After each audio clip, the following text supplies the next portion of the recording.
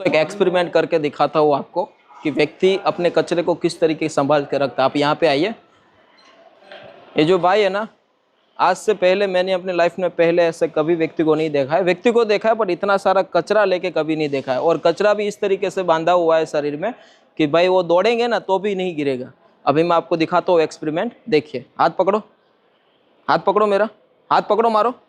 हाँ, એમની આમ આપણે દોડવાનું છે। હા બસ, ચાલો આમ ભાઈ કેમેરામેન પાછળ જતા રહ્યો, આપણે બે આરે દોડવાનું છે, બરોબર? દોડીએ, ચાલો। जो आप सोचे कि कितना कचरा, अभी उनका जो ओरिजिनल बॉडी है ना, अभी दिखाएंगे आपको, वो एक बार आप जरूर देखना। આની અંદરથી કશું ખોવાવું ન જોઈએ, કશું ન ખોવાય, બરાબર? હા, એક વ્યક્તિ કેટલા કપડા કાઢી શકે છે ને એના શરીરમાંથી, આ ગ્રેનિસ બુક વર્લ્ડ રેકોર્ડમાં ભાઈનું નામ આવવું જોઈએ।